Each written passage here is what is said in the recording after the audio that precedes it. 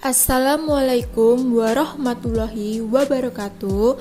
Perkenalkan, kami dari kelompok 6 yang beranggotakan yang pertama Gisela Putri Damayanti, yang kedua Leli Mei Distiawanti, yang ketiga Deva Destia Andaresta, yang keempat Guna Naufia Ibrahim, yang kelima Ina Kinadiatus Zaki, yang keenam Siti Nur Safaatun Istiqomah, dan yang terakhir yaitu Felintia Putri Arindi.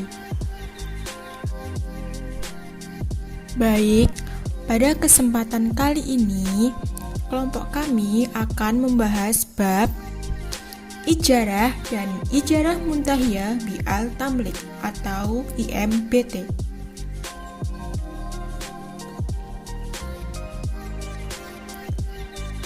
Pokok-pokok pembahasan yang akan kelompok kami bahas, yang pertama adalah tentang pengertian ijarah. Pokok pembahasan yang kedua yaitu rukun dan syarat ijarah. Kemudian pokok pembahasan yang ketiga macam-macam ijarah. Kemudian untuk pokok pembahasan yang keempat, pengertian ijarah muntahiyah bi al-Tamlik atau IMBT. Pokok pembahasan yang kelima, dasar hukum ijarah al-muntahiyah bi al-Tamlik atau IMBT. Untuk selanjutnya, pokok pembahasan yang keenam adalah rukun dan syarat ijarah muntahiyah bi al-Tamlik atau IMBT, dan pokok pembahasan yang ketujuh bentuk ijarah muntahiyah bi al-Tamlik atau IMBT. Untuk yang pertama yaitu pengertian ijarah.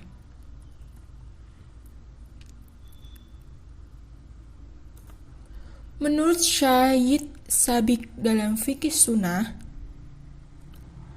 pengertian ijarah atau al-ijarah berasal dari kata al-ajru atau upah, yang berarti al-iwat atau ganti atau kompensasi. Kemudian menurut pengertian syara', ijarah berarti akad pemindahan hak guna dari barang atau jasa yang diikuti dengan pembayaran upah atau biaya sewa tanpa disertai dengan perpindahan hak milik. Sedangkan menurut ulama Syafi'iyah, ijarah adalah akad atas suatu kemanfaatan yang mengandung maksud tertentu dan mubah, serta menerima pengganti atau kebolehan dengan pengganti tertentu. Sedangkan menurut ulama Hanafiyah, ijarah adalah akad atau suatu kemanfaatan dengan pengganti. Dan yang terakhir, menurut ulama Malikiyah dan Hanabilah, ijarah adalah menjadikan milik suatu kemanfaatan yang mubah dalam waktu tertentu dengan pengganti.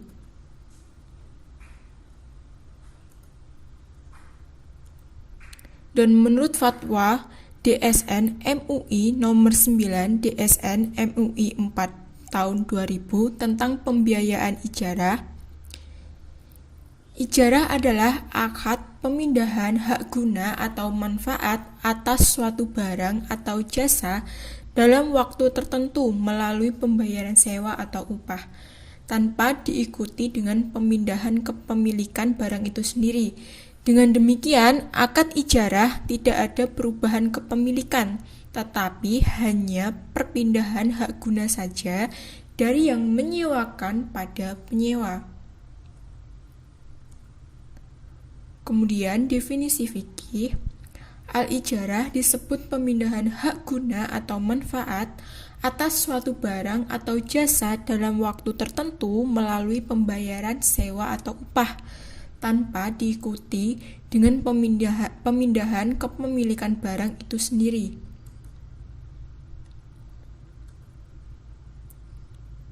Sehingga dapat disimpulkan dari pengertian ijarah, dari beberapa pengertian tersebut dapat ditarik pengertian bahwa Ijarah adalah suatu jenis perikatan atau perjanjian yang bertujuan mengambil manfaat suatu benda yang diterima dari orang lain dengan jalan membayar upah sesuai dengan perjanjian dan kerelaan kedua belah pihak dengan rukun dan syarat yang telah ditentukan. Selanjutnya, pembahasan mengenai rukun dan syarat dari ijarah. Yang pertama, rukun dari ijarah. Jumhur ulama mengatakan bahwa rukun ijarah itu ada 4, yaitu 1. Ahid atau orang yang berahad. Orang yang melakukan akad ijarah ada 2, yaitu mu'jir dan mustajir. Mu'jir adalah orang yang memberikan upah atau yang menyewakan, sedangkan mustajir adalah orang yang menerima upah untuk melakukan sesuatu dan yang menyewakan sesuatu. 2. Sihat ahad. Sihat akad yaitu suatu ungkapan para pihak yang melakukan akad berupa ijab dan qabul. Ijab dan qabul di sini merupakan permulaan penjelasan yang keluar dari salah seorang yang berakad sebagai gambaran kehendaknya dalam mengadakan akad ijarah. Ijab diartikan dengan suatu pernyataan janji atau penawaran dari pihak pertama untuk melakukan atau tidak melakukan sesuatu. Sedangkan qabul yaitu suatu pernyataan yang diucapkan dari pihak yang berakad pula atau mustajir untuk penerimaan kehendak dari pihak pertama yaitu setelah adanya ijab. 3. Ujrah atau upah. Ujrah yaitu suatu yang diberikan kepada mustajir atas jasa yang telah diberikan atau diambil manfaatnya oleh mu'jir. Keempat atau yang terakhir, manfaat. Di antara cara untuk mengetahui mahud alaih barang adalah dengan menjelaskan manfaatnya, pembatasan waktu atau menjelaskan jenis pekerjaan jika ijarah atas pekerjaan atau jasa seseorang. Selanjutnya, syarat dari ijarah. Untuk sahnya sewa-menyewa, pertama kali harus dilihat terlebih dahulu orang yang melakukan perjanjian sewa-menyewa tersebut, yaitu apakah kedua belah pihak telah memenuhi syarat untuk melakukan perjanjian pada umumnya. Sedangkan untuk sahnya perjanjian sewa-menyewa harus terpenuhi syarat-syarat sebagai berikut. Yang pertama, syarat terjadinya akad atau syarat al-in'iqad. Syarat terjadinya akad berkaitan dengan ahid, ahad, dan objek akad. Syarat yang diberikan dengan syarat yang berkaitan dengan ahid adalah berakal dan mumayyiz menurut Hanafiyah dan balik menurut Syafi'iyah dan Hanabilah. Kedua, syarat kelangsungan akad. Untuk kelangsungan akad ijarah disyaratkan terpenuhi hak milik atau wilayah kekuasaan. Apabila si pelaku atau ahid tidak mempunyai hak kepemilikan atau kekuasaan wilayah, maka menurut Syafi'iyah dan Hanabilah akadnya tidak bisa dilangsungkan dan hukumnya batal. Selanjutnya, yang ketiga, syarat sahnya ijarah. Untuk sahnya ijarah harus dipenuhi beberapa syarat yang berkaitan dengan akid pelaku, mahud alaih, objek atau barang, sewa atau upah ujrah, dan akadnya sendiri. Syarat-syarat tersebut adalah sebagai berikut. A. Persetujuan kedua belah pihak sama seperti dalam jual beli. Dasarnya adalah firman Allah dalam surat An-Nisa ayat 29 yang artinya, hai orang-orang yang beriman, janganlah kamu saling memakan harta sesamamu dengan jalan yang batil, kecuali dengan jalan perniagaan yang berlaku dengan suka sama suka di antara kamu. Dan janganlah kamu membunuh dirimu, sesungguhnya Allah adalah Maha Penyayang kepadamu. Ijarah termasuk kepada perniagaan, karena di dalamnya terdapat tukar-menukar harta atau barang. B. Objek akad yaitu manfaat harus jelas, sehingga tidak menimbulkan perselisihan. C. Objek akad ijarah harus dapat dipenuhi, baik hakiki maupun syar'i. D. Manfaat yang menjadi objek akad harus manfaat yang diperbolehkan oleh syara. E. Pekerjaan yang dilakukan itu bukan fardu dan bukan kewajiban orang yang disewa sebelum dilakukan ijaroh. F. Orang yang disewa tidak boleh mengambil manfaat dari pekerjaannya untuk dirinya sendiri. Dan yang terakhir, G. Manfaat ma'khud alaih harus sesuai dengan tujuan dilakukan akad ijaroh yang biasa berlaku umum. Syarat dari ijaroh yang terakhir yaitu syarat mengikatkan akad ijaroh. Agar akad ijarah itu mengikat diperlukan dua syarat, yaitu yang pertama, benda yang disewakan harus terhindar dari cacat atau aib yang menyebabkan terhalangnya pemanfaatan atas benda yang disewa itu. Apabila terjadinya cacat atau aib yang sedemikian sifatnya, maka orang yang menyewa atau mustajir boleh memilih antara meneruskan ijarah atau membatalkannya. Kedua, tidak terdapat udzur atau alasan yang dapat membatalkan akad ijarah. Ijarah atau sewa menyewa terbagi menjadi 5 macam. Yang pertama, yaitu ijarah a'la al-manafi. Yang kedua, ijarah a'la al-a'mal. Yang ketiga, ijarah mutlaqah atau leasing. Yang keempat, ijarah masyufah fi al-zimah. Dan yang terakhir yaitu ijarah al-muntahiyah bitamlik. Ijarah a'la al-manafi atau ijarah atas manfaat merupakan ijarah yang akadnya mengandung manfaat akan suatu barang yang sesuai dengan syarat. Contoh ijarah a'la al-manafi yaitu sewa menyewa rumah untuk ditinggali, kendaraan, toko, perhiasan, dan pakaian. Sedangkan ijarah yang dilarang seperti menyewakan pohon untuk mengambil buahnya, menyewakan uang, dan menyewakan darah. Hal tersebut tidak layak untuk disewakan, sebab buah yang berada di pohonnya layaknya untuk dibeli atau diberikan. Sedangkan darah layaknya didonorkan dan uang layaknya untuk dipinjamkan bukan untuk disewakan. Yang kedua, yaitu ijarah a'la al-a'mal atau ijarah atas pekerjaan merupakan akad ijarah yang dilakukan dengan cara memperkerjakan seseorang untuk melakukan suatu pekerjaan. Dalam ijarah a'la al-a'mal, ini terdapat tenaga kerja yang dalam istilah Islamnya yaitu disebut ajir. Tenaga kerja ini terbagi menjadi dua jenis. Yang pertama yaitu ajir mustara atau tenaga kerja serikat, merupakan orang yang bekerja pada lebih dari satu orang. Seseorang yang menjual jasanya untuk kepentingan orang banyak, contohnya tukang jahit, tukang sepatu, dan buruh pabrik. Yang kedua yaitu ajir khusus atau pribadi, merupakan orang yang bekerja pada satu orang dengan masa tertentu, seperti pembantu rumah tangga. Ijarah yang ketiga yaitu ijarah mutlaqah atau leasing, merupakan proses sewa menyewakan suatu aset yang sebelumnya telah dibeli oleh bank kepada nasabahnya untuk jangka waktu tertentu dengan jumlah sewa yang telah disepakati di muka. Ijarah yang keempat yaitu ijarah masyufah fi al-zimah, merupakan sewa menyewa yang dalam bentuk tanggungan.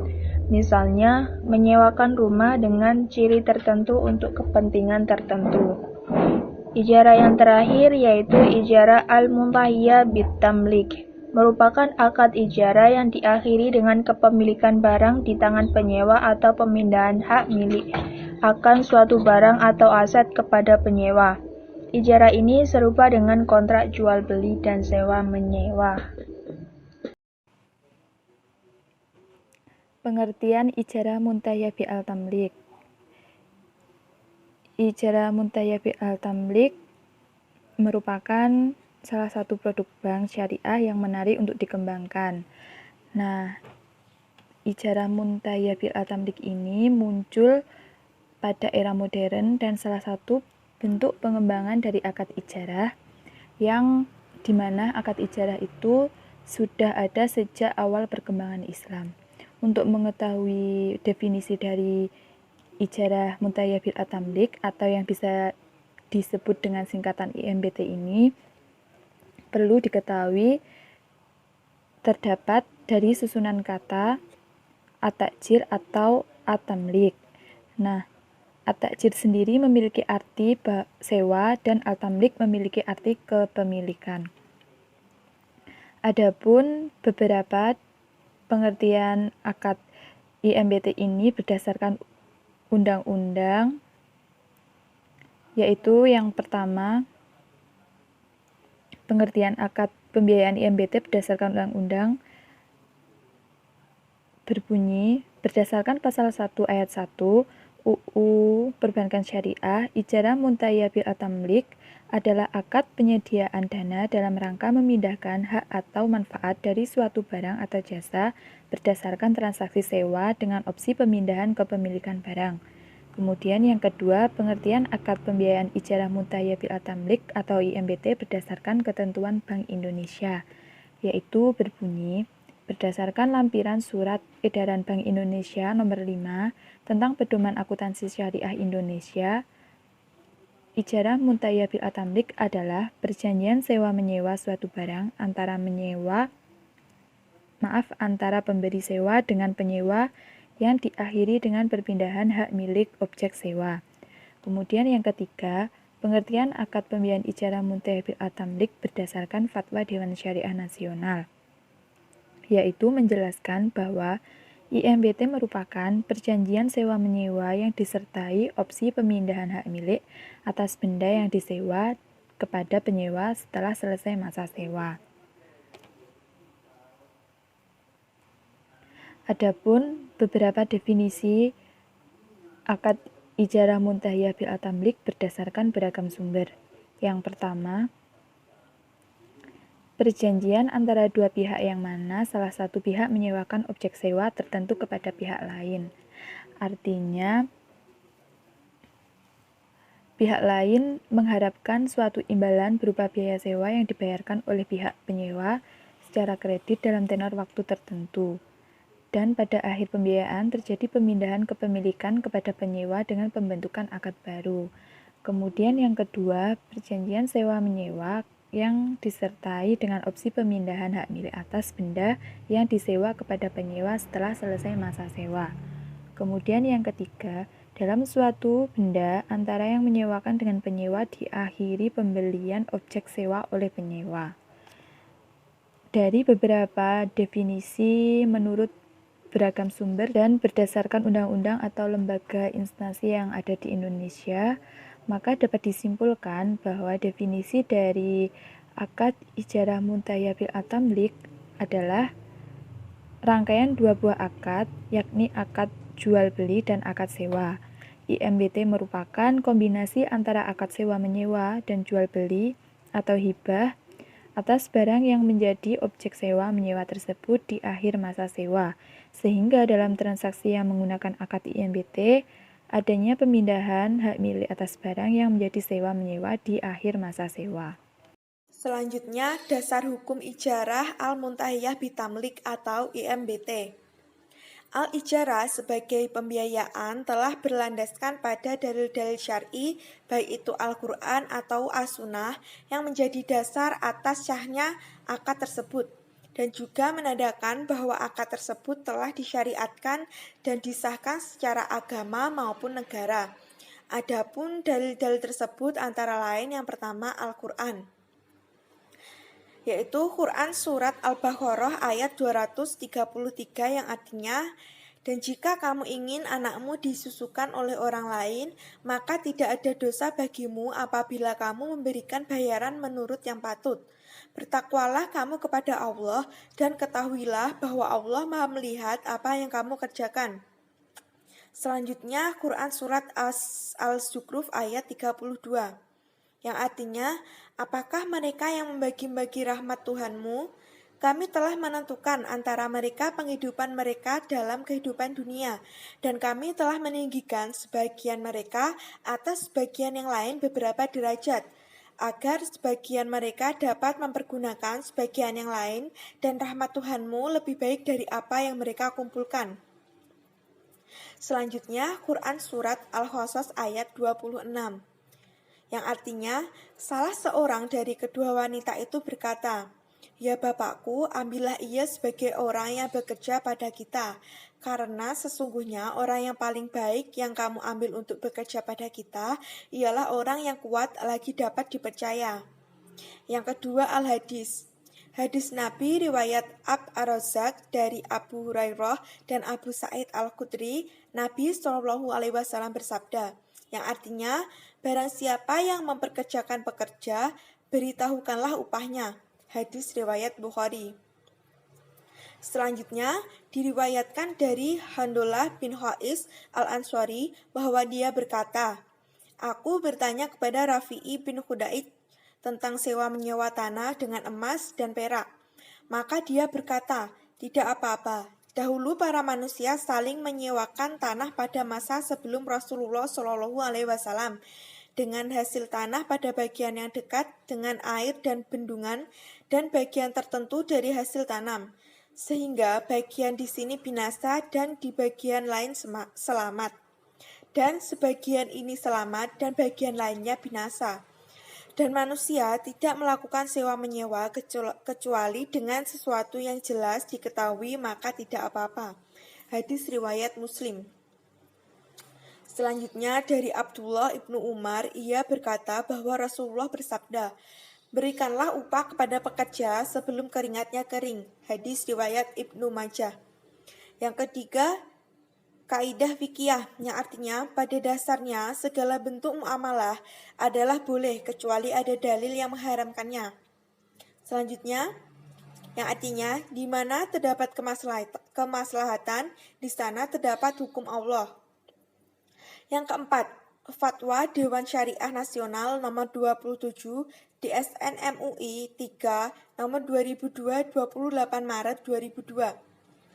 Yaitu akad ijarah al-muntahiyah bitamlik harus didahului dengan akad, yang artinya yaitu ijarah harus dilaksanakan akad terlebih dahulu. Selanjutnya, akad pemindahan kepemilikan atau jual beli hibah hanya dapat dilakukan setelah masa ijarah selesai.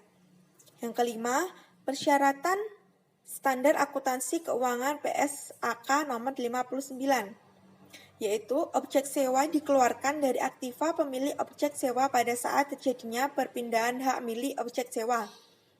Lalu, perpindahan hak milik objek sewa diakui jika seluruh pembayaran sewa telah diselesaikan dan penyewa membeli atau menerima hibah dari pemilik objek sewa. Yang keenam, al-ijma' mengenai diperbolehkannya sewa-menyewa. Semua ulama bersepakat bahwa sewa-menyewa diperbolehkan. Tidak seorang ulama pun yang membantah kesepakatan ijma' ini, sekalipun ada beberapa orang di antara mereka yang berpendapat, akan tetapi hal itu tidak signifikan. Untuk materi yang selanjutnya yaitu tentang rukun dan syarat ijarah muntahiyah bi'al tamlik atau IMBT. Untuk yang dibahas yang pertama yaitu rukun sewa menyewa. Jadi, menurut para ulama jumhur, rukun IMBT itu ada 3 antara lain. Yang pertama, sighot atau ucapan, ijab atau penawaran, dan qabul atau penerimaan. Yang rukun yang kedua yaitu pihak yang berakad atau terkontrak, terdiri dari pemberian sewa atau pemilik aset. Yang ketiga yaitu objek kontrak, terdiri atas pembayaran atau sewa dan manfaat dari pengaruh aset. Maka dari rukun sewa-menyewa yang dipaparkan di atas hanya terpenuhi 2 rukun saja. Akan tetapi dari segi objek atas manfaat barang belum terpenuhi karena objek sewa-menyewa belum memenuhi rukun ijarah. Untuk yang selanjutnya yaitu syarat sewa menyewa. Syarat sewa menyewa itu ada 3. Yang pertama, syarat terjadinya akad atau syarat in'iqad. Syarat terjadinya akad berkaitan dengan akad, dan objek akad. Syarat yang berkaitan dengan akid adalah berakal dan mumayyiz menurut Hanafiyah dan balik menurut Syafi'iyah dan Hanabilah. Syarat yang kedua yaitu syarat kelangsungan akad. Jadi untuk syarat kelangsungan akad, ijarah disyaratkan terpenuhi hak milik dan kekuasaan. Apabila si pelaku atau akid tidak mempunyai hak kepemilikan atau kekuasaan wilayah, maka menurut Syafi'iyah dan Hanabilah akadnya tidak bisa dilangsungkan dan hukumnya batal. Syarat yang ketiga yaitu syarat sahnya ijarah. Jadi untuk syarat sahnya ijarah itu harus terpenuhi beberapa syarat yang berkaitan dengan akid atau pelaku, maqud alaih atau objek, sewa atau upah atau ujrah, dan akadnya sendiri. Untuk materi selanjutnya yaitu ada bentuk ijarah muntahiyah bitablik atau dapat disingkat dengan bentuk IMBT. Ijarah muntahiyah bitablik atau IMBT itu terbagi ke dalam 5 bentuk, yaitu yang pertama akad ijarah sejak awal untuk memindahkan kepemilikan barang sewa kepada pihak penyewanya. Untuk penjelasannya, penyewa menyewa sesuatu dengan pembayaran secara angsur dalam kurun waktu tertentu dan dengan jumlah tertentu. Setelah angsuran lunas dalam tempo waktu yang telah ditentukan, maka barang sewaan berpindah kepemilikannya kepada si penyewa. Untuk bentuk yang kedua, akad ijarah dari awal dimaksudkan hanya untuk sewa, tetapi si penyewa diberi hak untuk memiliki barang sewaan dengan memberikan uang pengganti dalam jumlah tertentu. Pada bentuk kedua ini dapat dijelaskan dengan contoh. Misalnya, Pak Anwar menyewa 1 unit mobil kepada Pak Bayu dengan waktu 5 tahun. Angsuran tiap bulan sebesar 2 juta.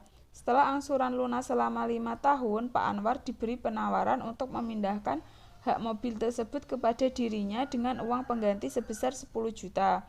Kemudian Pak Anwar setuju. Setelah uang 10 juta itu dibayarkan, maka kepemilikan mobil berpindah kepada Pak Anwar. Untuk bentuk yang ketiga yaitu akad ijarah dimaksudkan untuk sewa suatu barang, yaitu saat akad, pihak penyewa dan pemberi sewa membuat perjanjian yang mengikat untuk melakukan akad jual beli barang objek sewa. Misalnya, seperti Akbar menyewa 1 unit laptop kepada Zaki selama 10 bulan dengan pembayaran setiap bulan sebesar 500.000. Pada saat akad, keduanya membuat perjanjian yang mengikat bahwa si Akbar akan menjual laptop tersebut kepada Zaki dengan harga tertentu. Setelah angsuran ke-10, kedua belah pihak membuat akad baru, yaitu akad jual beli atas laptop yang sebelumnya disewakan. Akad ini ijarah muntahiyah bitablik dengan perjanjian jual beli di akhir masa sewa.